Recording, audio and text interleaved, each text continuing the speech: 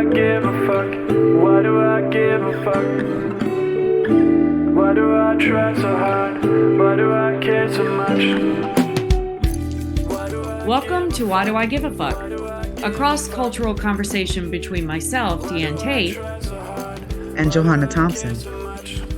In these times of great struggle and possible shift, we ask ourselves, why do we give a fuck about any of it?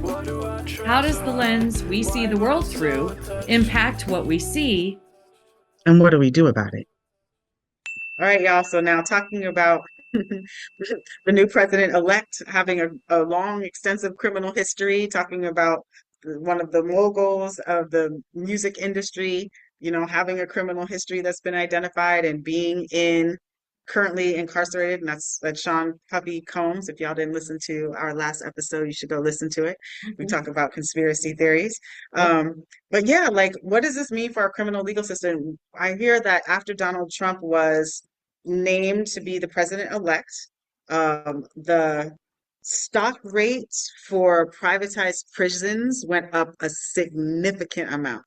And having place in Florida, knowing that Geo Group is right there in West Palm, and Geo Group is not about geology or our ecology. It's actually about a private prison system that runs all of private prisons. They also run reentry homes. They run halfway houses. So anything where the state is locking you up in some way, shape, or form under the criminal legal system, Geo Group has hands in it. And so there was a ton of money that has gone into the privatized system. But then we also saw on the stock exchange the stocks going up for privatized prisons. And we know that cop cities have been popping up and are being formulated. And we know that the legislation is changing, and what is considered legal in our freedom of autonomy under our Constitution, a lot of those liberties are going to be rolled back to make America great again. And so, yeah, the criminal legal system is about to be impacted again in the way that we've seen it weaponized and used for the benefit of helping to sustain white supremacy. So, yeah. Yeah, you just said a mouthful. And I want to say that I've just been learning about this in the past like 5 to 8 years, more about, I call it a carceral system now. I used to call it a justice system or a criminal justice system. I don't use that terminology anymore because there's no justice about it, and there never has been. And it's so interesting to me as I was learning about the for-profit prisons and I'd never heard of this Geo Group that you're speaking of, but it doesn't surprise me that they would have a hand in and be making profits off of anything that has to do with either house arrest. I'm assuming all of that monitoring systems are probably run by them and all of that. And I know, how expensive that is, and how the burden of that expense is often on the families of the people who are supposed to be wearing these monitors. And so many state and local police stations don't even have the equipment to monitor the monitors. So the families are paying for it. It's on the person's ankle, but they're often not even monitored the way they need to be, or are supposed to be, because the municipality doesn't have the money to run the whole. The whole thing is just so, it's all of it is bogus. And now we see that through a lens of not only the carceral system and how it's utilized in terms of convict leasing, the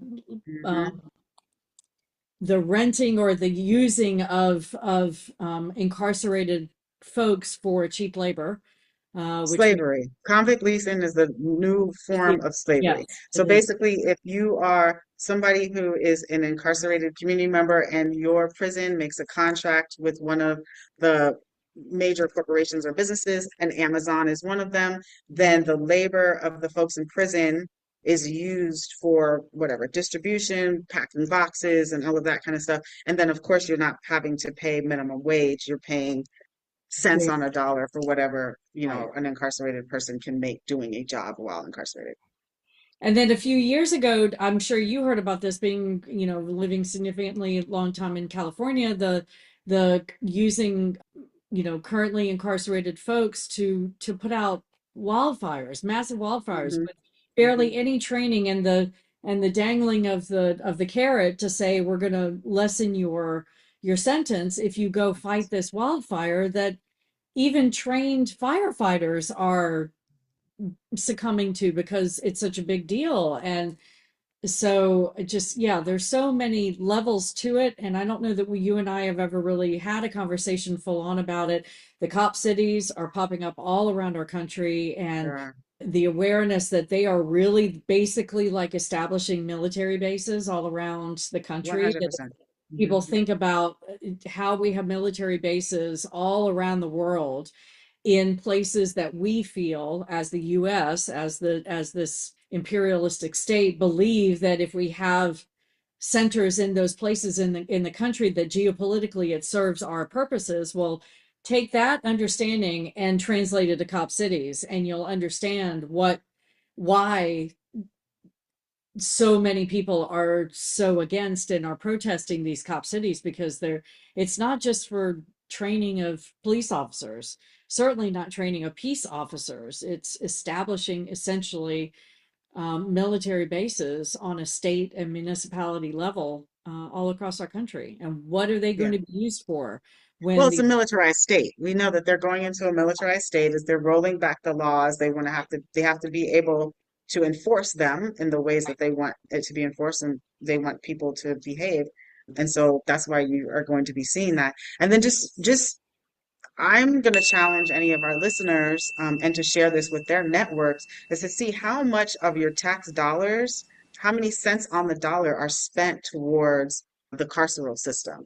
Back in the day, a couple of years ago, it was 40 cents on the dollar here, well, in Florida, okay, that was going towards the criminal legal system in some way, shape, or form. So when we're talking about like what our state budgets and everything look like in Florida, there was a significant amount that was going to what was being labeled security measures. And those security measures, both in the schools and in our just our civilian communities, were to establish cameras, increase the level of law enforcement officers, to increase the level of surveilling technology beyond cameras. Like they have these other yeah, things that fly around and stuff like that. right, Um, the metal detectors in the schools, for the young people, all of those things are dollars that are fed into the criminal legal system. And they're really built on this context of a narrative of creating fear. And we saw a lot of that narrative being built up on migrant people populations that exist in the US, that have always existed in the US.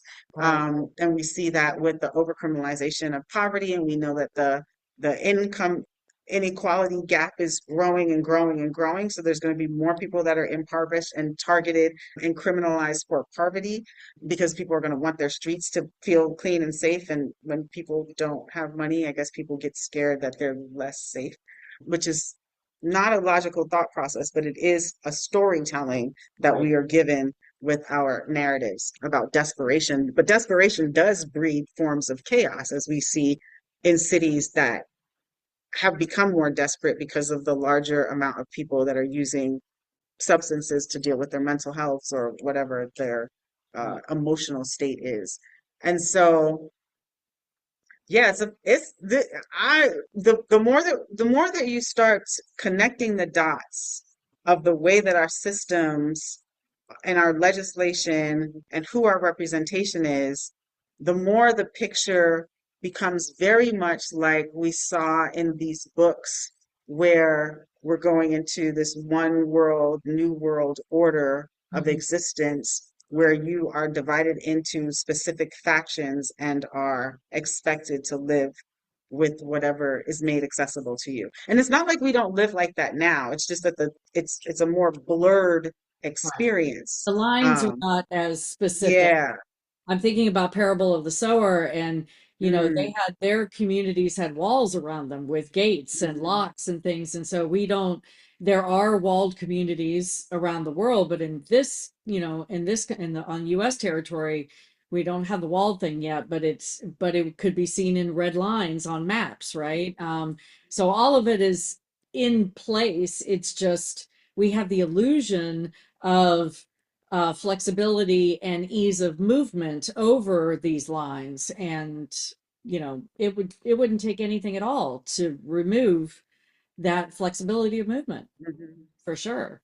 And then you talk about the ban the box concept, and the amount of people that come out of the carceral system, and the roadblocks that are still in place to prevent them from being able to re-enter society Mhm.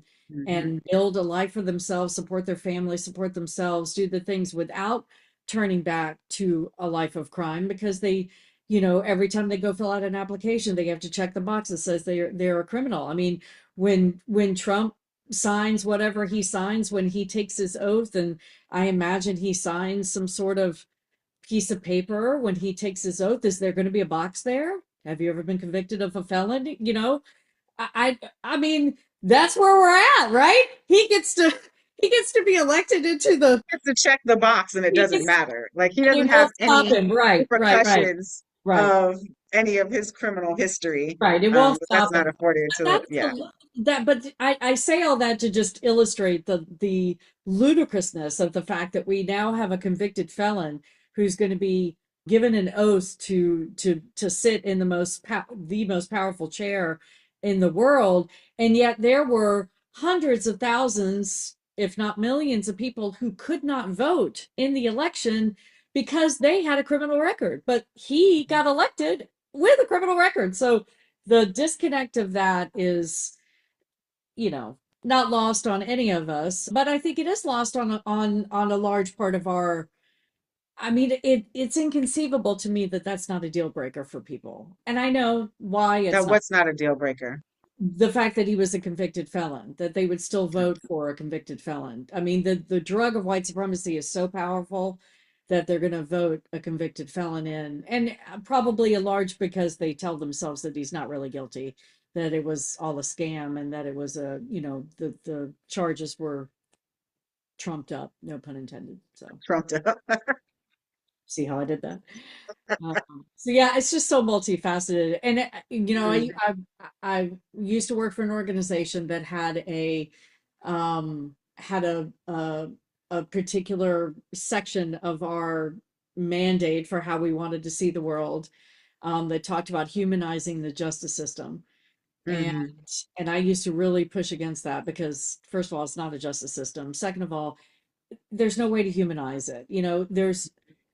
It will never be taken down, just like the military industrial complex, because there's too much money to be made in it. Absolutely.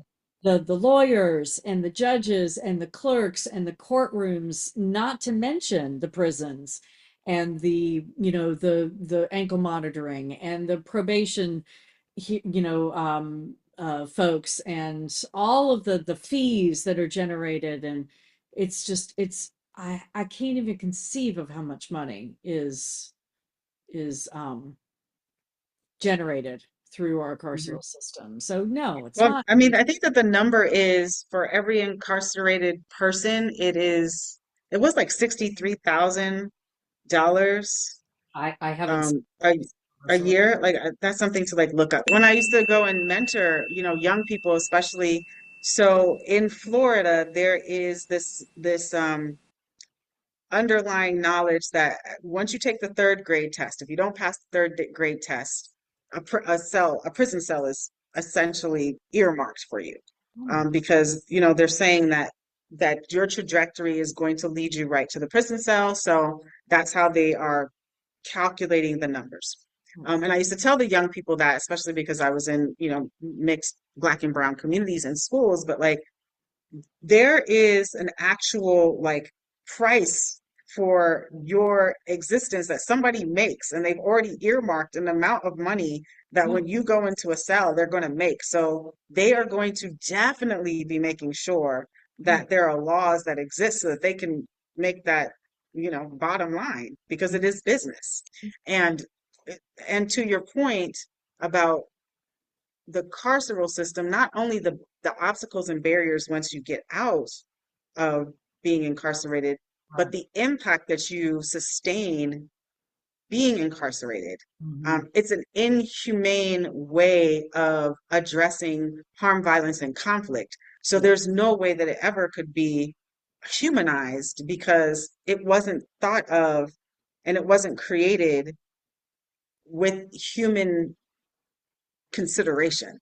Right. Because because if we were a humanistic society that valued other humans as humans and their lives, Mhm. then we wouldn't make the choice to lock them up and have them in really horrible existence and conditions and believe that that was going to get them to a place where they are going to be able to re-enter our society and Right. be able to participate with us in a harmonious way, because the trauma that you go through with that experiences with during COVID, not getting the care that you need, during all of the climate changes when things are happening and folks that are imprisoned are kept in the prisons, but there's flooding all around, or, Right. hurricanes passing through, or tornadoes swishing by, It happened and in and Florida. those folks Yeah. not, The prison was left to just they're just fend for left itself. there. Yeah.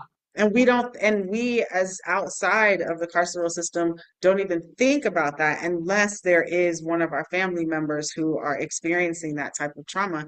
But yes, that the criminal legal system, the way that it exists and the way that the laws are going to need to be created to feed into that. So like they're talking about women who decide that they still want to have some body autonomy and make decisions about their body and then cross state borders to get their needs met on a health care basis, then have the possibility of being criminalized when they go back to their home states. And that's another type of jail imprisonment system that is going to be erected. So like again, with this election, with the way that votes are coming through, the thought of what the impacts are going to be on a multi-tiered level are very, very real, and the impacts on larger than Black and Brown communities. Now we're going to be again, we already see women criminalized, from being exposed to or pushed into the sex trade because of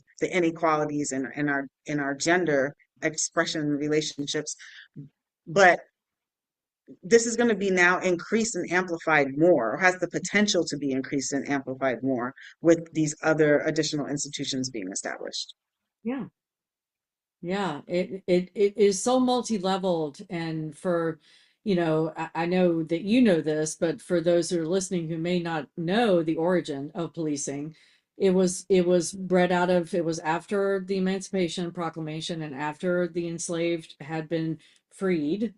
The police departments, police patrols were created out of an element of society called slave catchers. And these were humans that were charged with going and finding runaway folks who were enslaved. And so now the enslaved were no longer enslaved, supposedly, based on paper and legal. So now they had to create a way to keep those formerly enslaved in line. And the way to do that was to create the police department. So it is inherently, I mean, the entire system is inherently fraught with white supremacy and racism and all of the bedrock foundational ideals of this of our U.S. society on U.S. soil. And so it's a large reason why people talked about defunding the police, and it, and why you can't reform it. I don't believe personally that you can reform it, because it's born out of control and oppression, and its foundational core is to oppress others. And so I don't believe it For can. economy, like Yeah. Yeah. it's again, Or, it's capitalism and it's imperialism. right. So it's not only oppressing others because the oppression of others allows that type of system to Right. sustain, Right. but it is for capital gain, right? So like when slavery doesn't exist in the form that we hear about it historically, then it has to exist in other ways because the actual foundation of the economy of this nation exists, having a large worker population of human beings that It can be don't controlled. are not paid the Right. value of their contribution. And that's what we're talking about. We're talking about that in particular. We're not just talking about oppressing people and locking them up. We're not talking about safety, because safety has not actually been increased with increased militarization of our states at all in any way, shape, or form. There's no data that supports that. So all we're doing is just making sure that we maintain a slave economy of scale Yeah. for production in the United States, and this continuous wealth gap and inequity gap that exists, and that is not going to be able to be sustainable.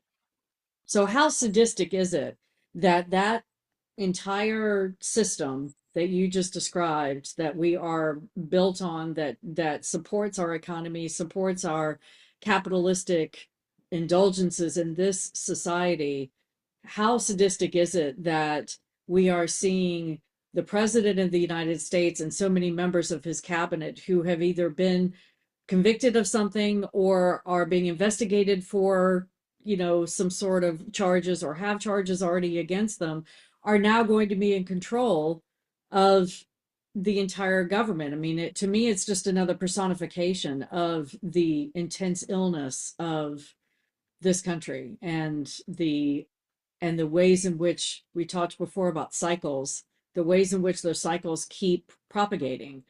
I'm curious if you have what your gut thoughts on that are. Is it just another perpetuation of the cycle, or is there something deeper than that?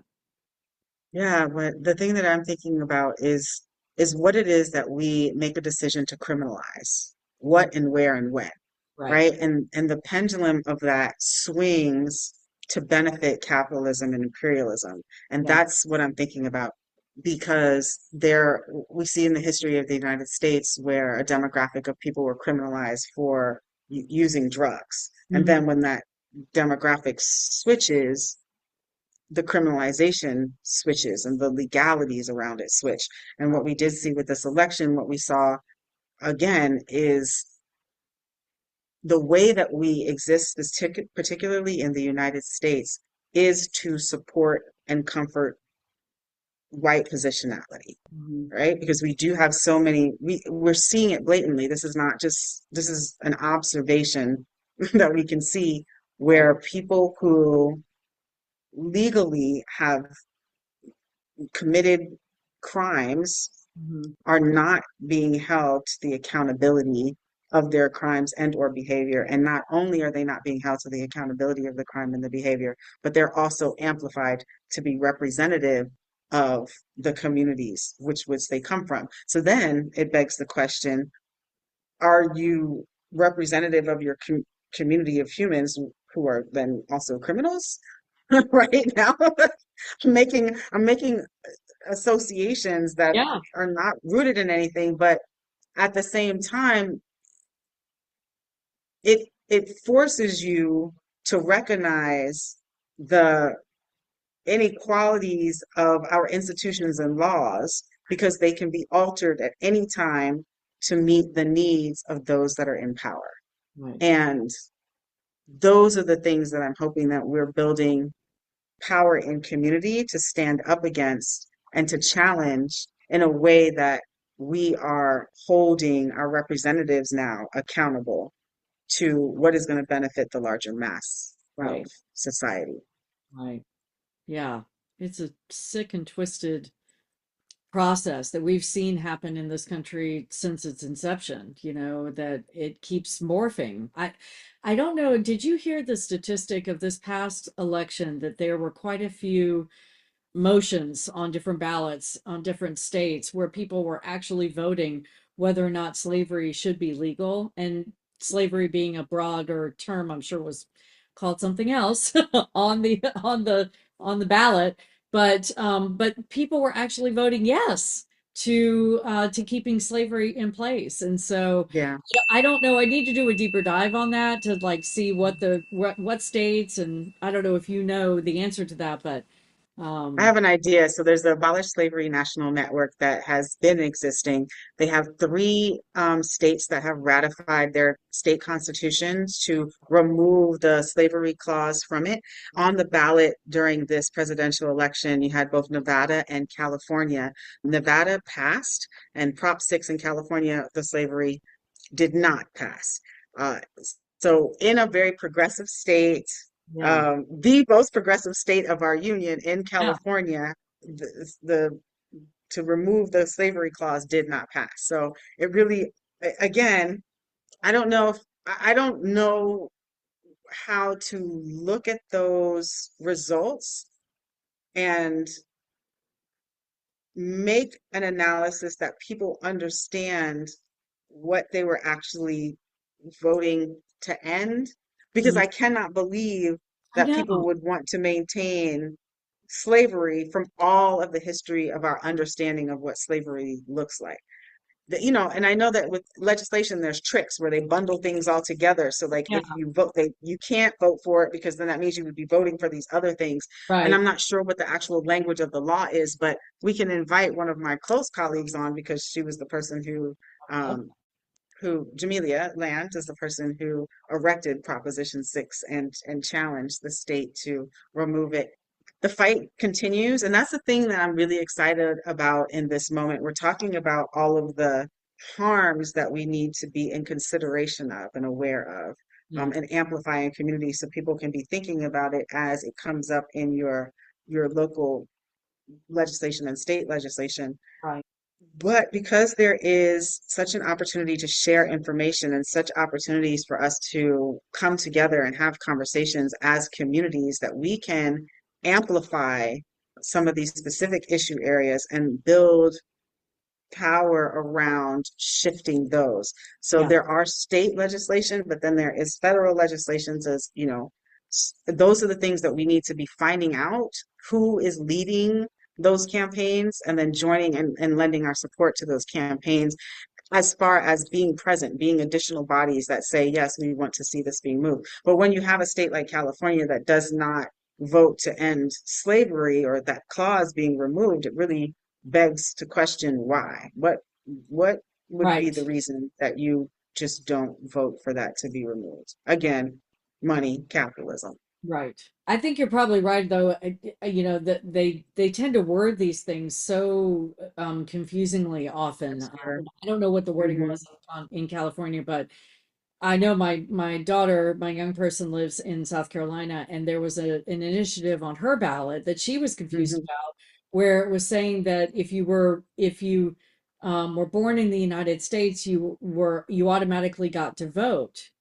And she was like, well, that's already the case. Why are they asking us to vote yes to this? And I was thinking about it and I thought, I bet they're laying the foundation because I know that there's legislation in the works to take away the automatic Citizenship. citizenship. If you're born here, you're a citizen here. They want to take that away for all the families that come from other countries, the immigrant families, and they have children here, and they don't want the children to then be the thing that keeps them in the country. They want to be able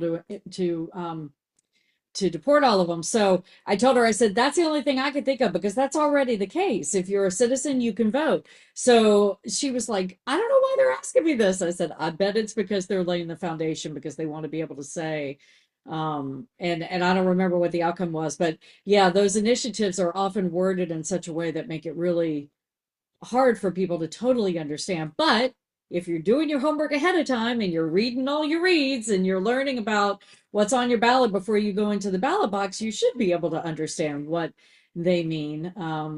So it's just another plug for people to do their homework before they go to the ballot box. But yeah, And then not making excuses, right? If right, since Prop 6 was not passed, right, what is it about wanting to maintain a system of slavery that people are benefiting from or that they believe is an appropriate institution to right, keep in any of our, language? right, right. So And doing that deep dive. all of those things, again, the criminal legal system is embedded into our national fabric. And there are other methods that have existed in the way that people deal with creating a sense of safety, and safety does not come out of our criminal legal system at all. Yeah. Especially when the incentives to criminalize, lock up, and throw away the key so many humans from our societies, that is only harming our society, not making it better. You know, I challenge anyone out there, if you're thinking about people that are incarcerated as being inherently bad or inherently wrong, that's part of the problem. You know, we got to, Mhm. they're humans first. Absolutely. Nobody comes out as a child, as a baby born into this world thinking about all the crimes they're going to commit. That's, you know, it just, that's a narrative that we've all been taught. So thank And you. what are we Um, criminalizing, right? If we're huh? looking at who the body, like who's making up our prison systems, Yeah, and what is being criminalized. Again, we're speaking about minor things, y'all. We're speaking about homelessness or being unhoused. We're right, speaking, so that's like you're criminalizing poverty or the inability to have a house. We've criminalized a ton of people who were using and or on recreational narcotics medication or right. whatever, using it incorrectly, and might have been outside of themselves and had an episode. We're criminalizing mental health, and a majority of us are moving into a state of mental health because we have lived through major traumas. We are criminalizing sex work, right? And so, like, for people, again, like I've said previously, who were forced into the sex trade, or young girls who are forced, into that because they're trying to have food and housing, but then being picked up by the police and sentenced to prison without having their needs met. So we're criminalizing things that need other social services to address, Right. that we're only addressing through this additionally traumatic institution and methodology of like kind of locking up and removing people from our communities. And that is only going to continue to breed this cycle of dysfunction in our societies, which is what we've been living under. So it's like when we start to name the realities of the institutions that we exist in and what the outcomes are, and then start to talk about what effective outcomes that don't play into those institutions, we are definitely going to be a more evolved society and community. Why do I give a fuck? Why do Thanks for I joining give a us. fuck? Until next time, Why as you do I move try throughout so your day, hard? continue to ask yourself, Why do I give a Why Do I Give a Fuck Why do is I produced in give a collaboration with Johanna and Deanne. Music by Norwegian musician Water. See you next time.